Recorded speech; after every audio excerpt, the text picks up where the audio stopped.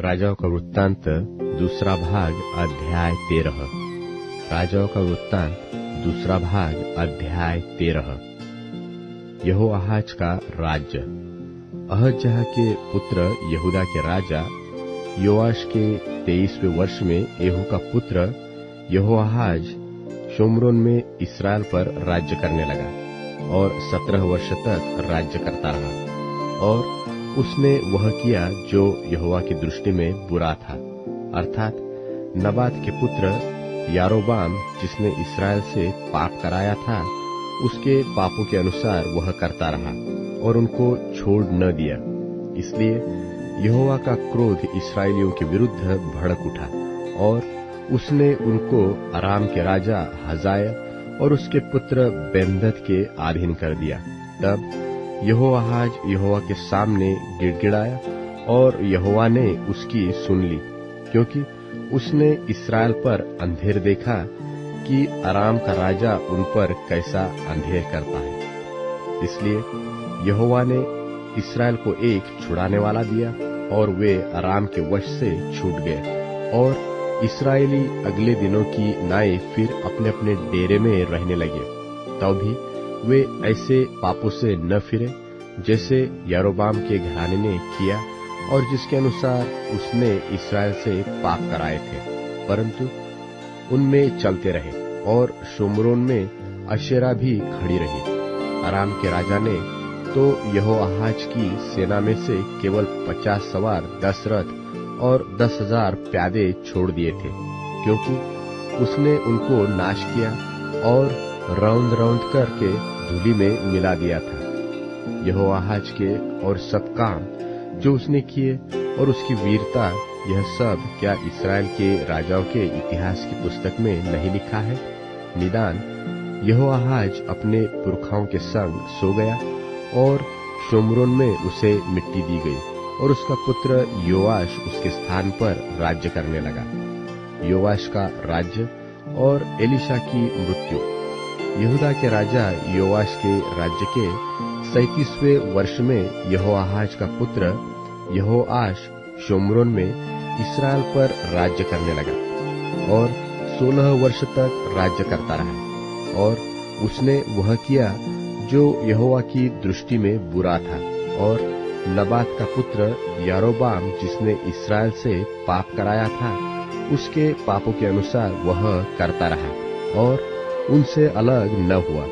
योआश के और सब काम जो उसने किए और जिस वीरता से वह यहूदा के राजा अमस्याह से लड़ा, यह सब क्या इस्राएल के राजाओं के इतिहास की पुस्तक में नहीं लिखा है? निदान योआश अपने पुरखाओं के संग सो गया और यारोबाम उसकी गद्दी पर विराजमान हुआ। और योआश को शोम्रोन में इसराइल के राजाओं के बीच मिट्टी दी गई। और एलीशा को वह रोग लग गया जिससे वह मरने पर था।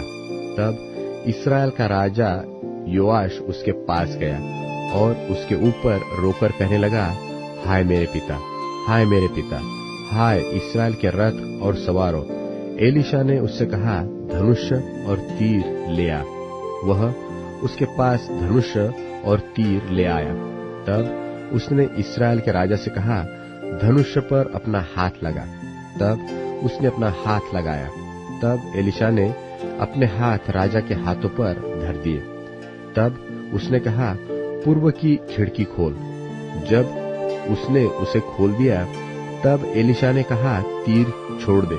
उसने तीर छोड़ा और एलीशा ने कहा, यह तीर यहोवा की ओर से छुटकारे अर्थात अराम से छुटकारे का चिन्ह है।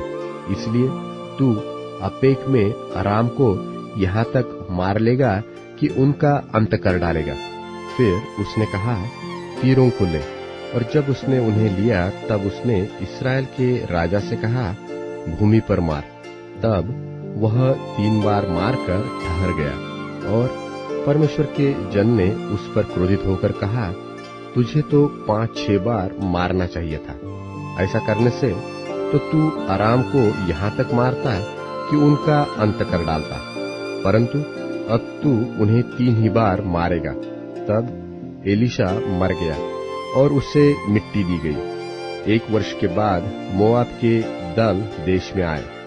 लोग किसी मनुष्य को मिट्टी दे रहे थे कि एक दल उन्हें देख पड़ा।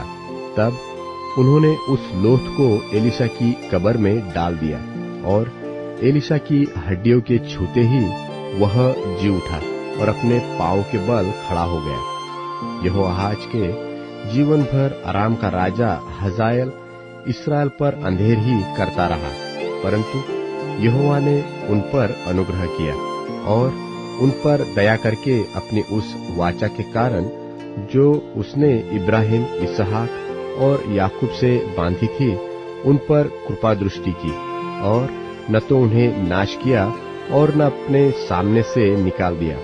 तब अराम का राजा हजाएल मर गया और उसका पुत्र बेन्हदद उसके स्थान पर राजा बन गया। और यहोआहाज के पुत्र यहोआश ने हजाएल के पुत्र बेन्हदद के हाथ से वे नगर फिर ले लिए जिन्हें उसने युद्ध करके अपने पिता यहोआहाज के हाथ से छीन लिया था।